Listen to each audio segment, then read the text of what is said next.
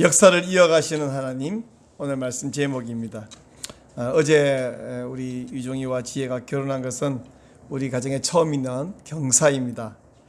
결혼식을 앞두고 정말 많은 사람으로부터 축하 메시지를 받았고, 어제 당일에도 한 400명 정도 우리 가족, 친지들이 와서 축하해 줬어요.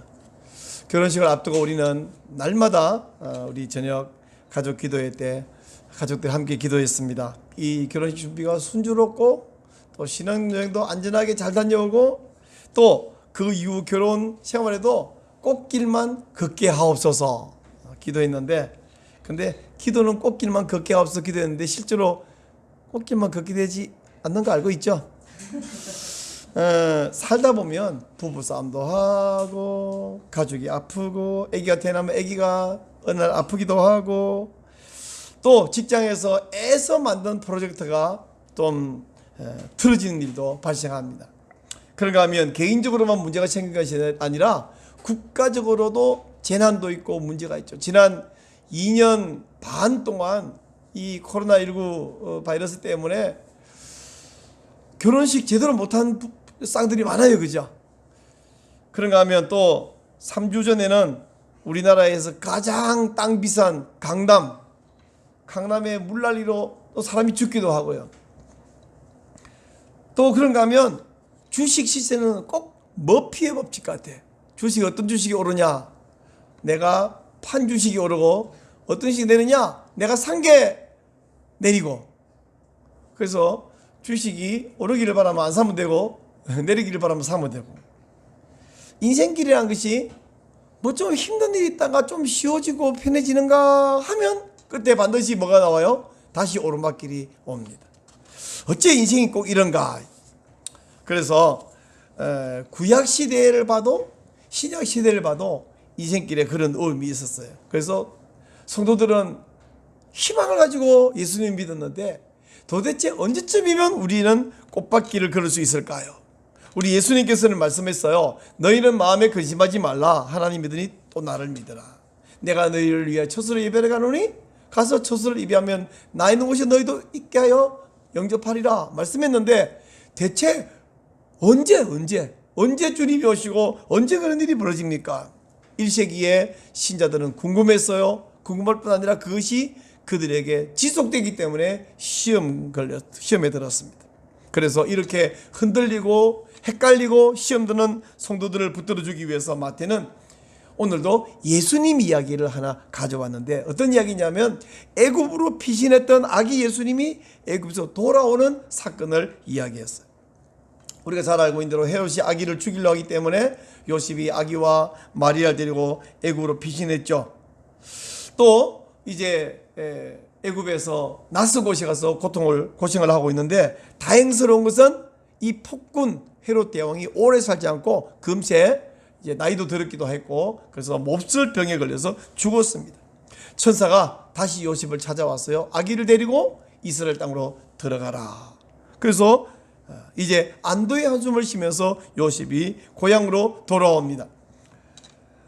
갈 때는 야반 도주했어요. 밤중에 자다가 꿈에 천사의 지시를 받고 밤중에 아기와 그 어머니를 데리고 가족들 주변 사람들 알리지 않고 도망을 갔어요. 근데 올 때는 당당히 대낮에 이제 돌아오게 되었습니다. 그래서 이 말씀을 보면 14절에 뭐라요? 밤에 아기와 어머니를 데리고 애굽으로 떠나갔다. 근데 올 때는 그런 말이 없죠. 살다 보면 이런 날도 있습니다. 이런 좋은 날도 오는구나. 근데요, 이 길을 한번 보세요. 오르막 끝에는 반드시 뭐가 있습니까? 내리막길이 있는데 내리막 끝에는 뭐가 있어요? 또 새로운 오르막길이 시작되는 것. 이게 모든 길의 특징입니다. 인생길도 마찬가지예요. 모처럼 내리막길을 편안하게 걷기 시작했는데 요셉은 또 답답한 소식을 들었습니다. 무슨 소식이냐면 난폭한 폭군 헤롯이 죽고 나서 유대를 헤롯에 이어서 왕이 된 아들은 누구냐면 아켈라오스. 이 아켈라오스는 아버지보다 한술 더 떠서 더 난폭한 사람, 더 포악한 사람이에요. 그래서 아기를 데리고 베들레헴에 가서 살다가 전혀 안전이 보장되지 않습니다. 어떻게 할 것인가? 어디로 갈 것인가? 고민이 많은데 또다시 꿈에 요셉의 꿈에 천사가 찾아왔어요. 요셉은 천사랑 꿈에 자주 만나요. 첫 번째는 내 아내 마리아 데려오기를 두려워하지 말라. 두 번째는 이 아기를 데리고 애굽으로 피신해라. 세 번째는 이제 헤롯이 죽었으니까 이스라엘 돌아가라. 근데 이제 네 번째 또 나타났습니다. 어디로 가라냐? 갈릴리로 가라 그랬어요. 이 갈릴리의 지역은 그 당시 헤롯의 아들 가운데 안티파스, 아켈라우스보다는 훨씬 온순하고 덜 포악한 사람이 다스리고 있었어요. 그리고 갈릴리의 나사렛은 요셉이 젊을 때 살았던 곳이죠. 이래서 요셉이 아기 예수님을 데리고 갈릴리로 가서 나사렛 동네에서 살게 되어서 예수님은 베들레헴에서 태어났기 때문에 베들레헴 예수, 그런 말 못 들어봤죠. 그게 원래 정상인데 안 익숙하죠. 대신에 나사렛 예수, 이 말은 익숙하죠. 예수님이 베들레헴 예수가 아니라 나사렛 예수가 되어버렸어요. 근데 예수님이 베들레헴 예수가 아닌 나사렛 예수가 되면 여러분은 하도 익숙해갖고 아무 문제 없는 것 같지만 사실은 큰 문제가 발생합니다. 왜냐하면 유대 지방의 베들레헴, 여기는 어떤 곳입니까? 다윗의 고향이잖아요. 다윗의 고향이란 말은 옛날에 거기 다윗이 살았대, 이게 아니에요. 다윗의 고향이란 말은 다윗의 집안 사람들이고 요셉은 다윗의 자손, 후손이, 즉 왕족이 돼요. 그래서 요셉의 아들 예수님도 왕족이 되기 때문에 메시아 자격이 있습니다. 근데 나사렛은 어떤가요? 그 당시에 멸시받던 변방입니다. 멸시받던 지역, 여기서 왕족이 태어난다고? 메시아 태어난다고? 있을 수가 없다. 우리는 예수님을 메시아, 구원자 이렇게 말하자면 메시아란 말이 뭐예요? 메시아는 왕이고 제사장이란 말인데 왕이라면 왕족이 돼야 되잖아요. 예수님 사역 초기에 예수님께서 빌립을 전도했어요. 나를 따르라. 근데 빌립이 예수님 만나보니까 아, 이분이 우리가 기다리던 그 메시아가 맞구나 하고 자기 친구 나다나엘을 찾아가서 우리가 기다리던 메시아를 만났는데 그분이 바로 나사렛 예수시니라. 그랬더니 이 말 듣고 나다나엘이 이렇게 말합니다. 나사렛에서 무슨 선한 것이 난단 말이냐. 이 말은 나다나엘이 예수님을 무시하거나 자기의 견해를 말한 것이 아니라 그 시대 사람들이 일반적으로 나사렛을 어떻게 생각했는지 보여주는 대목입니다. 이렇게 무시하는 나사렛인데 예수님께서 여기가 살아갔고 베들레헴 예수가 아니라 나사렛 예수가 되어버렸으니 어떻게 예수님이 메시아 사역을 감당한단 말입니까? 근데요, 마태가 지금 이 이야기를 하잖아요. 예수님이 돌아오다가 베들레헴 못 가고 갈릴리 가서 나사렛 사람이 됐다. 이 사건을 가져와서 이야기하면서 이는 선지자가 말한 예언을 이루려 하심이라 라고 해설을 달아놨어요. 아니, 메시아가 나사렛 사람이 될 거라고 한 그 선지자는 누굴까요? 성경 아무리 찾아봐도 그런 말이 없어요. 다른 말은 다 있잖아요. 근데 예수, 메시아가 나사렛 사람이라고 하는 말은 없다는 거예요. 근데 왜 마태는 이 이야기를 지금 하면서 이것이 선지자 예언을 이루는 것이라고 말했을까? 두 가지로 생각해 볼 수 있는데, 첫째는요, 조금 어려운데 제가 하는 이야기를 잘 따라와 보세요. 나사렛, 우리 한글로 나사렛 이렇게 썼는데 원래 헬라어로 읽으면 여러분 화면에 써놓은 헬라는 읽으라고 써놓은 것이 아니라 원래 저렇게 쓴다는 것을 참고로 원래 발음은 나사렛이 아니고 나자렛인데요. 저 나자렛이라는 말은 히브리어 넷제르에서 파생되어 온 단어입니다. 그러니까 나사렛이 아니라 나자렛, 이게 원래 맞죠? 그러니까 넷제르. 그러면 넷제르는 무슨 말이냐면 그 땅에서 싹이 올라올 때 혹은 나무에서 가지가 이렇게 싹이 나올 때, 순 나올 때 그게 넷제르예요. 그 시시에 가면 순장, 순모임 그러죠. 그 순, 그게 싹이에요. 그게 넷제르예요. 히브리어 넷제르는 히브리 사람들이 싹, 순 이렇게 하면 모든 식물에 순이 올라오고 싹이 올라오지만 그 사람들이 직관적으로 생각하는 건 뭐냐면 올리브 나무를 생각합니다. 왜 그렇게 생각하냐면요, 이 올리브 나무의 특징은 고목에서 새순이 올라와요. 원래는 고목에서 안 올라오거든요. 근데 이 올리브 나무는 고목이 새순이 올라가고 저 보이는 어린 새순이 저러고 많은 게 아니라 저게 점점 굵어져가고 거기에 열매가 주렁주렁 올리브 열매가 맺혀요. 그래서 여러분, 이 나무는 둥치가 완전 할아버지죠. 근데 저 나무가 열매가 주렁주렁 맺히는데 저게요 1000년 됐어요. 올리브 나무 1000년 된 올리브. 그러니까 이 올리브 나무는 그 둥치에서도 올라오지만 뿌리 옆에 있는 땅바닥에서도 순이 이렇게 올라와요. 그래서 시편 128편 3절에 보면 이런 표현이 나와요. 내 식탁에 둘러앉은 어린 자녀는 어린 감람나무 같으리로다, 이렇게 한글로 번역이 되는데, 그 감람나무는 제대로 된 번역이 아니라 올리브 나무가 맞거든요. 이 올리브 나무 주변에 이렇게 땅바닥에서 새순이 막 쑥 올라오는 거예요. 어린 자녀들이 밥상에 둘러앉은 모습 보니까 올리브 나무 새순처럼 아름답다, 또는 이 빙 둘러 있다, 그런 의미로 이 시인이 이렇게 말하고 있어요. 자, 중요한 것은 올리브 나무는 땅바닥에서도 순이 올라올 뿐 아니라 고목에서 순이 올라서 또 가지가 커서 열매 맺히는 이것을 보면서, 이게 막 1000년씩 사는 모습을 보면서 히브리인들의 마음속에는 올리브 나무는 마치 죽지 않는 나무, 이런 이미지가 정착이 됐습니다.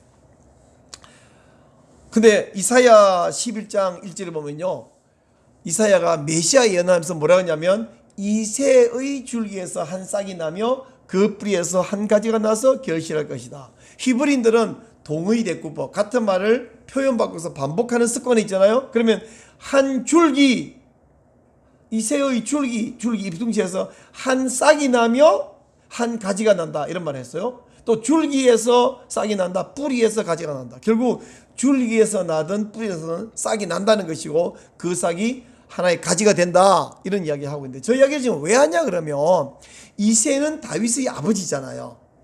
다윗의 아버지에게서 다윗이라는 가지 하나 났어요. 넷째로 싹이 하나 났어요. 그 이후에 다윗이라는 이 나무에서 또 다른 싹이 나요. 또 다른 싹이 나죠. 계속해서 살죠. 그래서 다윗 왕 가문이 영원히 계속된다. 이런데 실제로 다윗 왕 가문이 영원히 계속되냐? 이것은 그렇지 않았습니다. 결국 다윗의 자손 벤 다윗으로 올 메시아를 지금 노래하고 예언하고 있는 거예요. 지금 이사야가 말하는 이 이야기는 바로 예수님이 가지, 순처럼 넷째로처럼 계속해서 나타날 것이다. 결국 이 이야기를 요약하면 이사야 예언은 뭐냐면, 예수님은 넷째로, 가지, 싹, 순처럼 등장하는 사람, 넷째로의 사람이다. 이 말을 굳이 말하면 예수님은 넷째로의 사람이다. 이게 뭐예요? 나사렛 사람이다. 이렇게 설명이 돼요. 설명이 좀 복잡하죠. 성경에 예수님이 나사렛 사람이라, 나사렛 동네 출신이다, 이런 말은 없는데, 예수님이 넷째로의 사람이다, 다윗의 가지에서 나오는 순이다, 이런 말이 있다. 이런 의미를 지금 나사렛 마태복음에서 가져온 것이라는 얘기예요. 또 한 가지 설명은 뭐냐면, 자, 여러분 성경 한번 보실래요? 23절을 보시면요, 이는 선지자로 하신 말씀에 그 다음에 이루려 하십니다, 이렇게 되어 있죠. 선지자 이렇게 되어 있는데, 사실 한글에는 복수형을 잘 표현을 안 해요. 그러나 영어나 헬라어나 히브리어에 보면 복수형이 분명하게 드러나잖아요. 그래서 헬라어에서 선지자라는 말은 원래 복수형이에요. 정확하게 표현하면 선지자들이 한 말, 이런 뜻입니다. 그러면 이 말은 이제 이 성경을 읽고 해석하는 설명하는 학자들이 뭐냐면, 이것은 복수형이기 때문에 어떤 한 선지자가 한 말을 인용해 온 것이 아니라 여러 선지자, 즉 성경에서 메시아에 대해서 예언하는 선지자의 모든 예언들을 다 종합해 보니까 예수님이 나사렛 사람이다.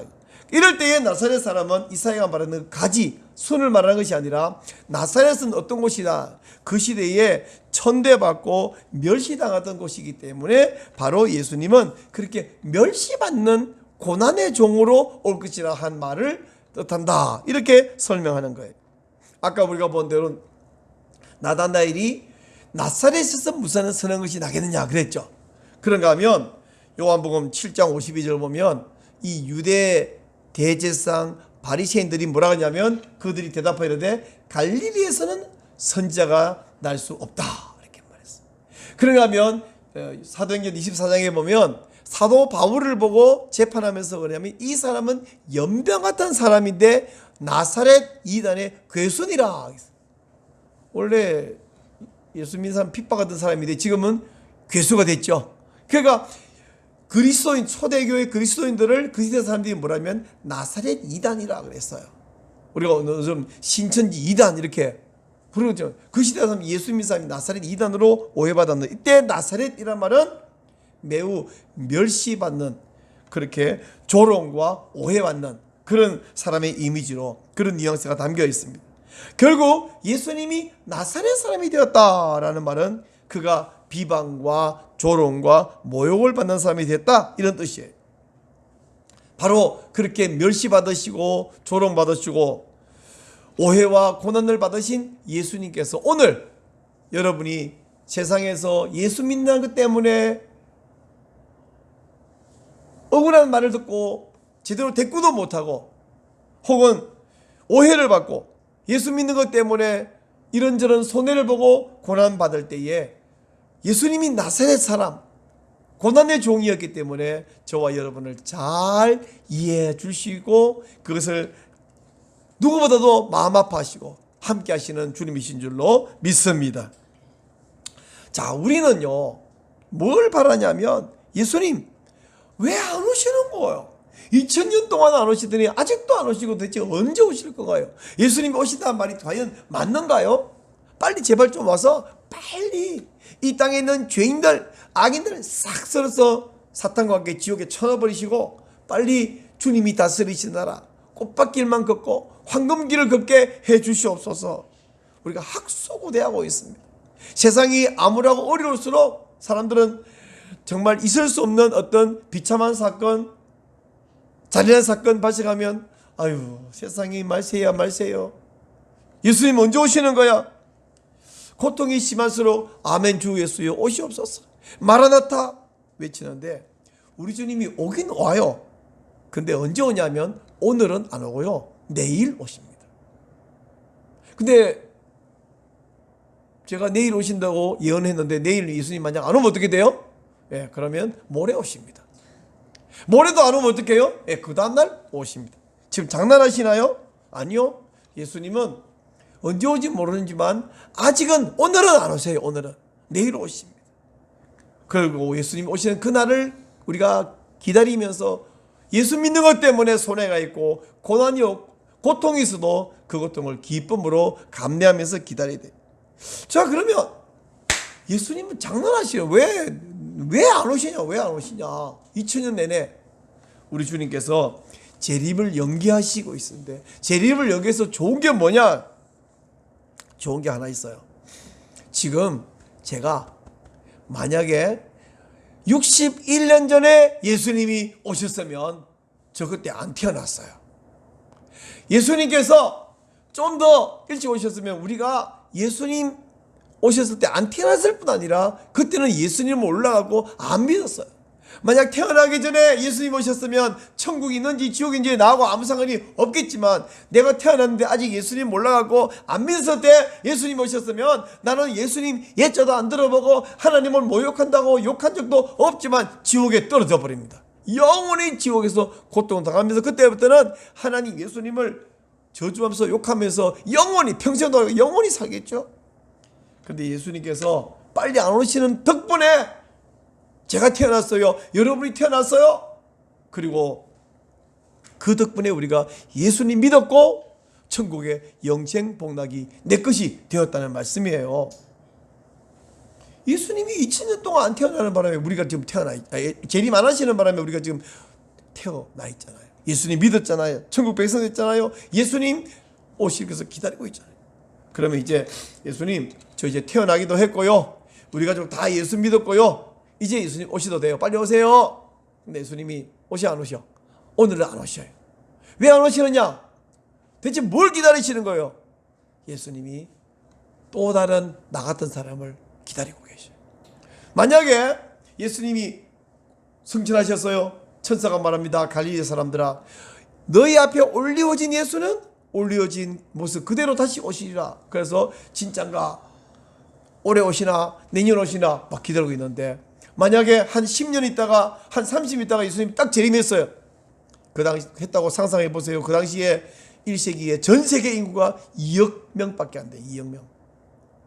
그러면 2억 명 가운데 예수 믿는 사람 몇 명이냐? 다 안 믿고 오직 그 유대 땅에 거기 있는, 또 갈릴 땅에 있는 그 사람 몇 명 다 해봐야 예루살렘에서 5천 명 예수 믿는 거 우리 알고 있죠? 그 5천 명 남자의 가족들 다 하면 한 몇 명 되겠어요? 한 3만 명? 4만 명? 뭐 그렇게 믿었어요.